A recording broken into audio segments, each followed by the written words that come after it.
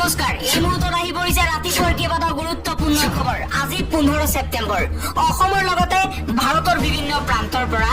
এনে ধৰণৰ খবৰসমূহ নিতৌ চাবৰ কাৰণে চেনেলটো সাবস্ক্ৰাইব কৰি ভিডিঅ'টোত এটা লাইক কৰি দিব এই মুহূৰ্তত জনাইছো এটা গুৰুত্বপূৰ্ণ খবৰ কেৱল সন্দেহৰ ভিত্তিত মুছলমানক বাংলাদেশী কোৱাৰ অধিকাৰ হিমন্ত বিশ্ব শৰ্মাৰ নাই হিমন্ত বিশ্ব শৰ্মাৰ বিৰুদ্ধে সৰব হৈ পৰিছে এআইএমৰ নেতা আসাদুদ্দিন ওৱেইচি কৈছে হিমন্ত বিশ্ব শৰ্মাই অসমৰ মুছলমানক টাৰ্গেট কৰি 2026 চনত মুখ্যমন্ত্ৰী হোৱাৰ সপোন দেখিছে সাংবিধানিক পদত থাকি অসাংবিধানিক কাম কৰিছে হিমন্ত বিশ্ব শৰ্মাই ইয়াৰ পৰিণাম এদিন হিমন্ত বিশ্ব শৰ্মাই ভুগিব লাগিব অসমৰ চাৰিওফালে মুছলমানক টাৰ্গেট কৰি উচ্ছেদ কৰা হৈছে হিমন্ত বিশ্ব শৰ্মাই 2026 চনত নিজৰ জয় অনিশ্চিত বুলি জানি এনেকুৱা ধৰণৰ সাম্প্ৰদায়িক ৰাজনীতি আৰম্ভ কৰিছে আসাদুদ্দিন ওৱেইচিয়ে কৈছে হিটলাৰী শাসন স্বৈৰতন্ত্ৰ ৰাজতন্ত্ৰৰ এদিন পতন হ'বই পৰৱৰ্তী খবৰ অবৈধ অনুপ্ৰৱেশকাৰীক লৈ সৰব প্ৰধানমন্ত্ৰী মোদীয়ে কৈছে কংগ্ৰেছ অবৈধ অনুপ্ৰৱেশকাৰীৰ ৰক্ষক কংগ্ৰেছ চৰকাৰে অসমত অবৈধ অনুপ্ৰৱেশকাৰীক ৰঙা দলিচা পাৰি দিছে দৰঙত এই মন্তব্য কৰিছে প্ৰধানমন্ত্ৰী মোদীয়ে আন এটা খবৰ মণিপুৰ ভ্ৰমণক লৈ প্ৰধানমন্ত্ৰী মোদীক সমালোচনা কৰিছে আসাদুদ্দিন ওৱেইচিয়ে কৈছে মণিপুৰত যেতিয়া শ শ নাৰী ধৰ্ষণ হৈছিল উলংঘ হৈ প্ৰতিবাদ কৰিবলৈ বাধ্য হৈছিল তেতিয়া প্ৰধানমন্ত্ৰী মোদী ক'ত লুকাই আছিল কিয় এবাৰো মণিপুৰলৈ যোৱা নাছিল দুবছৰৰ পাছত মণিপুৰ শান্ত হোৱাৰ পাছত এতিয়া প্ৰধানমন্ত্ৰীয়ে তাত গৈ মণিপুৰবাসীক আশ্বা দিব বিচাৰিছে প্ৰধানমন্ত্ৰী নৰেন্দ্ৰ মোদীক লৈ এই মন্তব্য কৰিছে আসাদুদ্দিন ওৱেইচিয়ে যে এনেকুৱা প্ৰধানমন্ত্ৰীৰ দৰকাৰ নাই যি প্ৰধানমন্ত্ৰীয়ে বিপদৰ সময়ত আমাৰ ওচৰত নাহে গোষ্ঠীগত সংঘৰ্ষত হাজাৰ হাজাৰ মানুহ লাখ লাখ মণিপুৰবাসী গৃহহীন হৈছিল তেতিয়া মণিপুৰক লৈ এটা মাতো নামাতিছিল প্ৰধানমন্ত্ৰী মোদীয়ে পৰৱৰ্তী খবৰ 14 ছেপ্টেম্বৰত অসমত হোৱা ভয়ংকৰ ভূমিকম্পত মহিলাৰ মৃত্যু ভীতিগ্ৰস্ত হোৱাৰ বাবে ক্ৰিয়া বন্ধ হৈ মৃত্যু হৈছে মহিলাগৰাকীৰ মৃত মহিলাগৰাকী 50 বছৰীয়া ইয়াছমিন খান ভূমিকম্পৰ সময়ত শুই আছিল মহিলাগৰাকী তেজপুৰত ভূমিকম্পৰ বাবে এজন মহিলাৰ মৃত্যু প্ৰচণ্ড ভূমিকম্পত হাৰি পৰিছে উচ্চ অট্টালিকা গুৱাহাটী মহানগৰীৰ ফাঁচী বজাৰত এই ঘটনা সংঘটিত হৈছে এছআইটি তদন্তৰ সন্দৰ্ভত মুখ্যমন্ত্ৰী হিমন্ত বিশ্ব শৰ্মাক লৈ পুনৰবাৰ প্ৰতিক্ৰিয়া প্ৰকাশ কৰিছে প্ৰদেশ কংগ্ৰেছৰ সভাপতি তথা যোৰহাটৰ সাংসদ গৌৰৱ গগৈয়ে সংবাদমেল দিব নালাগে এটা ৱেবছাইটত এছআইটি ৰিপৰ্টটো আপলোড কৰি দিয়ক মুখ্যমন্ত্ৰী হিমন্ত বিশ্ব শৰ্মাই আৰু সংবাদমেল দিয়াৰ কোনো ধৰণৰ প্ৰয়োজন নাই এটা ৱেবছাইটত এছআইটি ৰিপৰ্টটো আপলোড কৰি দিয়ক সকলোৱে নিজে নিজে পঢ়ি ল'ব অসমৰ ৰাইজে নিজে পঢ়ি ল'ব তেওঁলোকে যি সিদ্ধান্ত ল'ব মই গ্ৰহণ কৰিম এছআইটি ৰিপৰ্ট সন্দৰ্ভত মুখ্যমন্ত্ৰী হিমন্ত বিশ্ব শৰ্মাক লৈ এইদৰে প্ৰতিক্ৰিয়া প্ৰকাশ কৰে প্ৰদেশ কংগ্ৰেছৰ সভাপতি তথা যোৰহাটৰ সাংসদ গৌৰৱ গগৈয়ে দিবলৈ আন এটা গুৰুত্বপূৰ্ণ খবৰ বিজেপিৰ কাৰণে টকা ডাঙৰ নে ৰাষ্ট্ৰ পাকিস্তানৰ জঘন্য কাণ্ডৰ পিছতো ভাৰত পাকিস্তানৰ মেচ কিয় পাকিস্তানৰ জঘন্য কাণ্ডৰ পিছতো ক্ৰিকেট খেল কিয় বিজেপিৰ কাৰণে টকা ডাঙৰ নে দেশ ডাঙৰ দেশভক্তিৰ ডাঙৰ কথা কোৱা বিজেপিৰ এই স্থিতি কিয় আল্লাহে আন ধৰ্মৰ লোকক আঘাত কৰিবলৈ শিকোৱা নাই পেকেলগামৰ 26 গৰাকী শ্বহীদতকৈ টকা ডাঙৰ হ'ল নেকি বিজেপিৰ বাবে ভাৰত পাকিস্তানৰ ক্ৰিকেট মেচক লৈ ডাঙৰ মন্তব্য সাংসদ আসাদুদ্দিন ওৱেইচিৰ পাকিস্তানৰ জঘন্য কাণ্ডৰ পিছতো পাকিস্তানৰ সৈতে কিয় ক্ৰিকেট মেচ খেলিবলৈ লৈছে ভাৰতে কিয় বিজেপি চৰকাৰে পাৰ্মিশন দিছে ক্ৰিকেট মেচ খেলিবলৈ প্ৰশ্ন কৰিছে সাংসদ আসাদুদ্দিন ওৱেইচিয়ে সদায় দেশভক্তি দেখুওৱা বিজেপিয়ে এতিয়া কিয় পাকিস্তানৰ সৈতে খেলিবলৈ লৈছে প্ৰশ্ন সাংসদ আসাদুদ্দিন ওৱেইচিৰ আন এটা গুৰুত্বপূৰ্ণ খবৰ ভাৰতৰ 20 কোটি মুছলমানৰ বাবে ডাঙৰ খবৰ ৱাকফ সংশোধনী আইনক লৈ মুছলমানৰ আশাৰ ৰেঙনি কাইলৈ সৰ্বোচ্চ ন্যায়ালয়ে দিব অন্তৱৰ্তীকালীন আদেশ ৱাকফ সংশোধনী আইনক লৈ এই ডাঙৰ খবৰ এই মুহূৰ্তত আহি পৰিছে ভাৰতৰ কোটি কোটি মুছলমানৰ বাবে এটা ডাঙৰ খবৰ আহি গ'ল ৱাকফ সংশোধনীক লৈ এটা ব্ৰেকিং 15 ছেপ্টেম্বৰ অৰ্থাৎ কাইলৈ অন্তৱৰ্তীকালীন আদেশ জাৰি কৰিব উচ্চতম ন্যায়ালয়ে তিনিটা মূল বিষয়ৰ ওপৰত ভিত্তি কৰি প্ৰদান কৰিব এই আদেশ ৱাকফ সংশোধনী আইনক লৈ 22 মেত জাৰি কৰা হৈছিল স্থগিতাদেশ মুখ্য ন্যায়াধীশ বি আৰ গাভাই বিচাৰপীঠে গ্ৰহণ কৰিছিল শুনানি ৱাকফ আইনক লৈ ৱাকফত অন্তৰ্ভুক্ত হোৱা সম্পত্তি চূড়ান্ত শুনানি নোহোৱালৈ ডিনটিফাই কৰাক লৈ উচ্চতম ন্যায়ালয়ৰ এই গুৰুত্বপূৰ্ণ শুনানি কাইলৈ অনুষ্ঠিত হ'ব অন্তৱৰ্তীকালীন শুনানি দিবলৈ আন এটা অতিকৈ জৰুৰী খবৰ বিতৰ্কিত এছআইআৰ এতিয়া প্ৰায় বলবৎ হোৱাৰ দিশে সমগ্ৰ ভাৰতবৰ্ষতে আৰম্ভ হৈ গ'ল সমগ্ৰ ভাৰতজুৰি এছআইআৰ প্ৰাৰম্ভিক প্ৰক্ৰিয়া নিৰ্বাচন আয়োগৰ ফালৰ পৰা পুনৰবাৰ বৃহৎ ঘোষণা কৰা হৈছে বিতৰ্কিত এছআইআৰক লৈ এছআইআৰ বলবৎ কৰিবলৈ তৎপৰ নিৰ্বাচন আয়োগ দেশৰ প্ৰতিখন ৰাজ্যত এছআইআৰ প্ৰৱৰ্তনৰ বাবে সাজু নিৰ্বাচন আয়োগ অসমকে ধৰি প্ৰতিখন ৰাজ্যৰ এছআইআৰ প্ৰাৰম্ভিক পদক্ষেপ গ্ৰহণৰ নিৰ্দেশ এছআইআৰৰ প্ৰাৰম্ভিক পদক্ষেপ গ্ৰহণৰ কথা ন্যায়ালয়ত জনালে নিৰ্বাচন আয়োগে সৰ্বোচ্চ ন্যায়ালয়ে শীঘ্ৰেই এছআইআৰক লৈ দিব পাৰে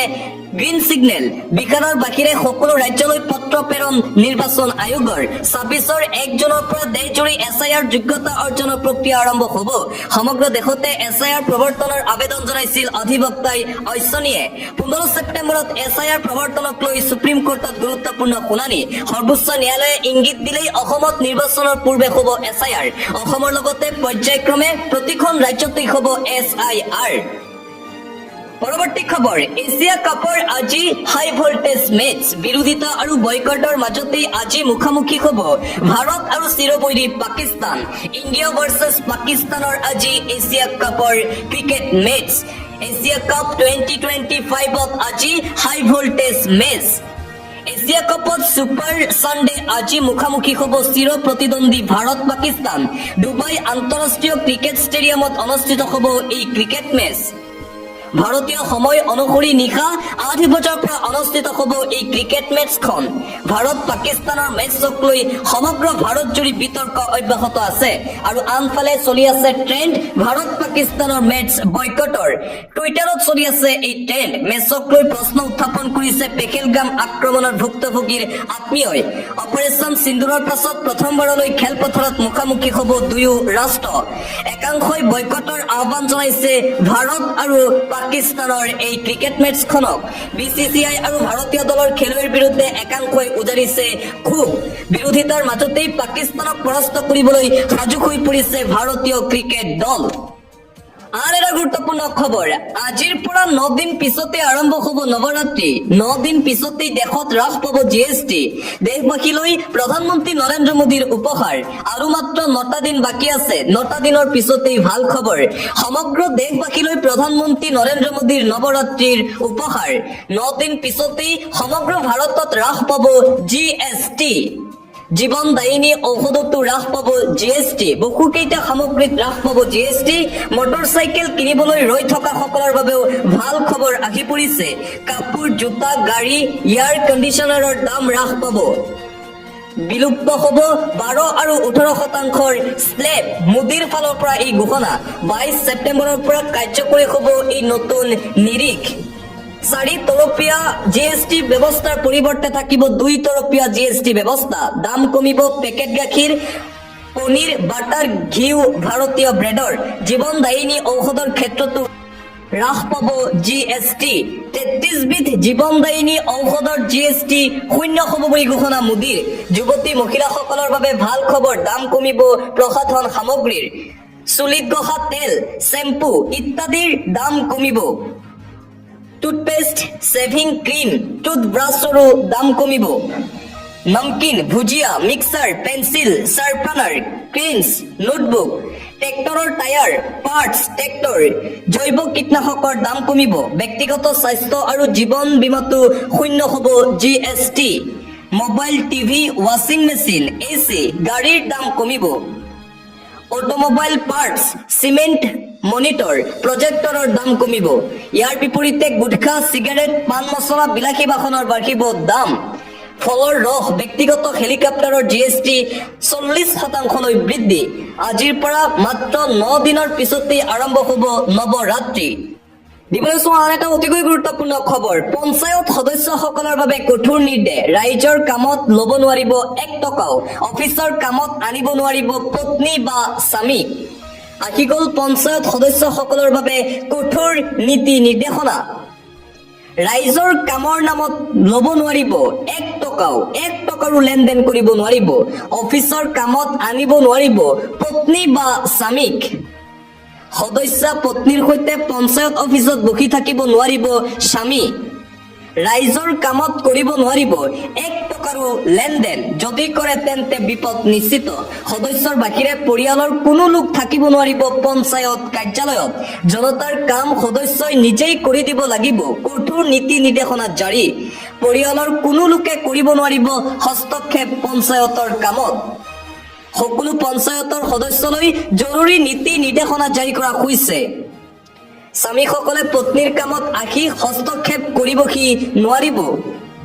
যদি এনে কৰিছে দিয়ক অভিযোগ আৰু তৎক্ষণাৎ চৰকাৰে ল'ব কঠোৰ ব্যৱস্থা পঞ্চায়ত প্ৰতিনিধিলৈ চৰকাৰৰ ফালৰ পৰা এই কঠোৰ নিৰ্দেশনা জাৰি কৰা হৈছে মন্ত্ৰী ৰঞ্জিত কুমাৰ দাসৰ এই ডাঙৰ ঘোষণা এটা শোকাবহ খবৰ অসমত পুনৰ ভয়ংকৰ দুৰ্ঘটনা ৰাজ্যত ভয়ংকৰ বাছ দুৰ্ঘটনা 14 গৰাকীকৈ যাত্ৰীৰ সৈতে শোকাবহ ঘটনা ৰাজ্যত আকৌ সংঘটিত হৈছে ভয়ংকৰ বাছ দুৰ্ঘটনা নিয়ন্ত্ৰণ হেৰুৱাই দখাৱৈত বাগৰিল যাত্ৰীবাহী বাছ দুৰ্ঘটনাত 14 গৰাকী যাত্ৰীৰ সৈতে ভয়ংকৰ ঘটনা 35 গৰাকীকৈ যাত্ৰী কঢ়িয়াই নিছিল বাছখনে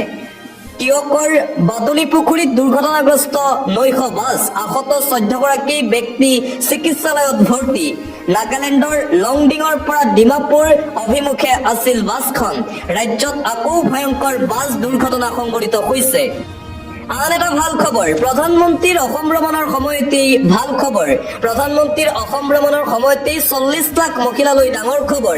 একেদিনাই অসমৰ 40 লাখ মহিলাৰ একাউণ্টত সোমাব ধন 17 ছেপ্টেম্বৰত প্ৰধানমন্ত্ৰীৰ জন্মদিনৰ দিনাই মহিলাই পাব ধন পুৱা 10 বজাৰ লগে লগে সোমাব অৰুণোদয় আঁচনিৰ টকা নতুনকৈ অন্তৰ্ভুক্ত হৈছে অসমৰ লাখ লাখ মহিলা অৰুণোদয়ৰ লগতে উজ্জ্বলাৰ ৰন্ধন গেছতো পাব বিশেষ ৰেহাই ৰন্ধন গেছ কিনিলে 250 টকা ঘূৰাই দিব মহিলাসকলক চৰকাৰে লাখ লাখ মহিলাৰ বাবে মাজত মাত্ৰ 2টা দিন বাকী আছে প্ৰধানমন্ত্ৰীৰ অসম ভ্ৰমণৰ সময়তেই 40 লাখ মহিলালৈ এই ভাল খবৰ জাৰি কৰা হৈছে দিবলৈ চোৱা আন এটা অতিকৈ গুৰুত্বপূৰ্ণ খবৰ অসমত চাহ উদ্যোগৰ 200 বছৰ সম্পূৰ্ণ হোৱাৰ পাছতো নিজৰ মৌলিক সমস্যা সমাধানৰ বাবে সংগ্ৰাম কৰিবলগীয়া হৈছে চাহ শ্ৰমিকসকলে অসমৰ চাহ উদ্যোগৰ উত্তৰণৰ বাবে বিশেষ পেকেজ ঘোষণা কৰক প্ৰধানমন্ত্ৰী নৰেন্দ্ৰ মোদীয়ে অসমত আছে প্ৰধানমন্ত্ৰী নৰেন্দ্ৰ মোদী আৰু অসমত থকাৰ সময়তে প্ৰধানমন্ত্ৰী নৰেন্দ্ৰ মোদীলৈ এই আহ্বান জনাইছে আছুৰ সভাপতি উৎপল শৰ্মাই অসমত চাহ উদ্যোগৰ 200 বছৰ সম্পূৰ্ণ হোৱাৰ পাছতো নিজৰ মৌলিক সমস্যা নিজৰ প্ৰাপ্য বিচাৰি সংগ্ৰাম কৰিবলগীয়া হৈছে চাহ শ্ৰমিকসকলে গতিকে শীঘ্ৰেই পেকেজ মুকলি কৰক চাহ শ্ৰমিকসকলৰ বাবে প্ৰধানমন্ত্ৰী নৰেন্দ্ৰ মোদীয়ে আন এটা খবৰ হিমন্ত বিশ্ব শৰ্মাৰ SITক লৈ সৰব হৈ পৰিছে গৌৰৱ গগৈ হিমন্ত বিশ্ব শৰ্মাই বাৰম্বাৰ সংবাদ মেল পাতি একেখন কেছেটটোকেই বাৰম্বাৰ বজাই আছে তাত কৈ SIT ৰিপৰ্টটো এটা ৱেবছাইটত দি দিয়ক যাতে অসমৰ ৰাইজে ৰিপৰ্টটো পঢ়ি যি সিদ্ধান্ত ল'ব সেই সিদ্ধান্তই মানি লওক এবাৰ সৰব হৈ পৰিছে গৌৰৱ গগৈ কৈছে 2026 চনৰ পূৰ্বে হিমন্ত বিশ্ব শৰ্মাই পৰাজয় নিশ্চিত বুলি জানি এনেকুৱা নাটক ৰচনা কৰিছে অসমৰ ৰাইজ বুৰ্বক নহয় বুলি মন্তব্য কৰিছে গৌৰৱ গগৈয়ে স্বাধীন প্ৰতিদিন গোষ্ঠীৰ কনক্লেভত উপস্থিত হৈ গৌৰৱ গগৈয়ে কৈছে যে হিমন্ত বিশ্ব শৰ্মাৰ খেল আৰু নচলিব আন এটা খবৰ আমেৰিকা আৰু অষ্ট্ৰেলিয়াৰ পাছত ব্ৰিটেইনতো আৰম্ভ হৈছে প্ৰব্ৰজন বিৰোধী আন্দোলন শনিবাৰে অবৈধ অনুপ্ৰৱেশকাৰীক বহিষ্কাৰ কৰাৰ দাবীত লণ্ডনৰ ৰাজপথ কপালে লাখ লাখ লোকে এই বৃহৎ সমাৱেশ লণ্ডনৰ ৰাজপথত পূৰ্বতে কেতিয়াও দেখা পোৱা নগৈছিল পৰৱৰ্তী খবৰ দুগৰাকী নাৰ্ছৰ সাহসিকতা ভূমিকম্পৰ মাজত NICU ৱাৰ্ডত থকা শিশুৰ কাষত নিৰ্ভয়ে থিয় দিলে 2 নাৰ্ছে নগাঁৱৰ আদিত্য হাস্পতালৰ এই ঘটনা নগৰ আদিত্য হাস্পতালৰ NICUৰ ৱাৰ্ডত থকা শিশুৰ কাষত থিয় দিয়া নাৰ্ছক লৈ এতিয়া উৎফুল্লিত হৈ পৰিছে চৰকাৰ আৰু অসমবাসী। এনেকুৱা নাৰ্ছ প্ৰত্যেকখন হস্পিটালত থাকিব লাগে, যিসকলে নিজৰ সন্তানৰ দৰে আনৰ সন্তানকো কেয়াৰ কৰে। পৰৱৰ্তী খবৰ, ভাৰতৰ হাতত পুনৰ বিধ্বস্ত হল পাকিস্তান। এইবাৰ ক্ৰীড়া যুদ্ধত চিৰবৈৰী পাকিস্তানক পৰাভূত কৰিলে ভাৰতীয় ক্ৰিকেটাৰে। এছিয়া কাপৰ গ্ৰুপ এৰ মেচত পাকিস্তানক 7 উইকেটত হৰুৱাই সহজভাৱে জয়লাভ কৰিছে টীম ইণ্ডিয়াই। প্ৰথমে বেটিং কৰি